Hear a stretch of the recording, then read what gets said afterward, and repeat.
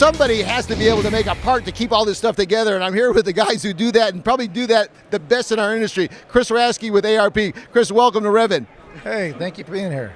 Chris, what is it about the ARP fasteners that you think really is the difference in the minds of these engine builders, why they flock to this booth to use your products? Well, the quality of the product and strictly the coverage of the product. So we have something for everybody. At the SEMA show, we do something more in a hot rod appearance. We have a car in the booth, and we focus a little bit more on that market. But in here, we've got hardcore engines. We got John Force's Top Fuel engine.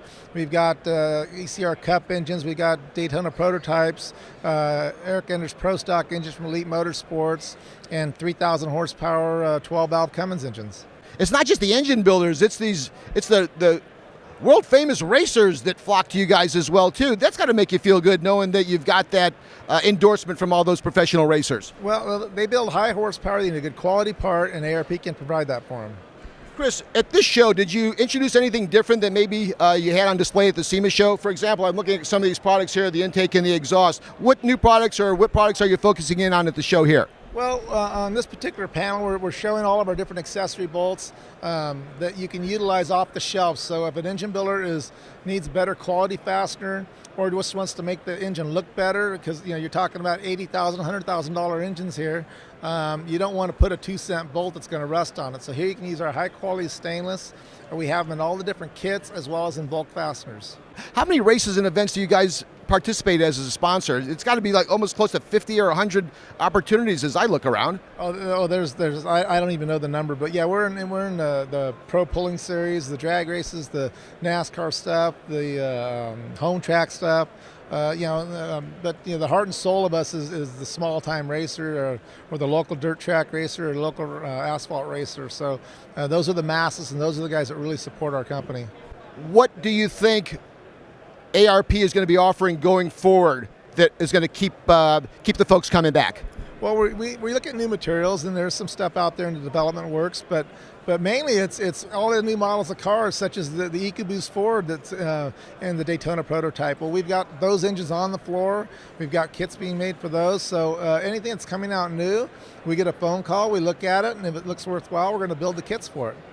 Chris, can you give some of our Rev'n viewers just a little bit of an insight in terms of what they should be top of mind when they're going to be deciding on what bolts and fasteners they're going to use for either their engine or for their vehicle? What is probably some of the more important things that they need to keep in mind? Do you mind? Well, the first thing you need to do is look at the existing fastener and what's the reason you want to change it. If you just need a higher strength fastener, or you need something that has good corrosion resistance, what are you trying to do with it? So sometimes the stock factory fastener isn't all that bad, but it is a one-time use fastener. So are you looking for something that you can take the engine apart and reassemble or reuse? So our fasteners are designed so that you can reuse them.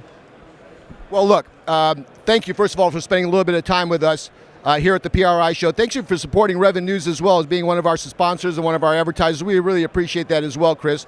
I noticed there's a lot of high-profile guys here. We're going to try to see if we can get our arms around Kenny Dotwaller. You have built countless vehicles, probably more engines than I can ever imagine.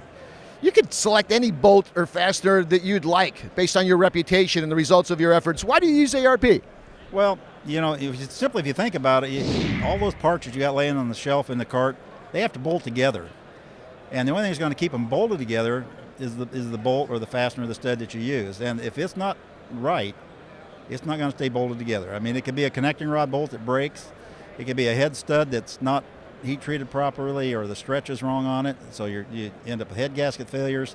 There's just a myriad of things that a bad fastener will contribute to your poor performance. So having this stuff and having the ability to basically know what each fastener is capable of doing in terms of torque numbers. Like I was just speaking with a guy here before this interview, and we're going to set him up with some custom-made 625 stuff for his Pro Mod motor because of a need for a particular size stud and a lot of clamp force, and that satisfies that problem. So I don't know anywhere else that you could go that you can achieve that level of efficiency. And isn't it also reassuring as an engine builder and a vehicle builder to know that the last thing you have to worry about is an issue with your fastener or with your bolts? I mean, that confidence that comes with that. Well, and a rod bolt probably one of the most maligned things in an engine because guys always say, oh, I broke a rod bolt. Yeah, I've heard Well, that 1,000 times.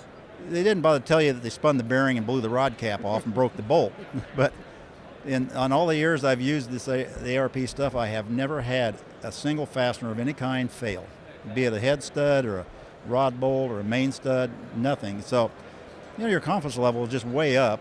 Sure. And when you build something that's not right, like 7-8 horsepower per cubic inch, everything's looking for a way out of the container. And if the fasteners will do their job, the whole project is going to be successful. That's simply what it comes down to. Yeah, very well put.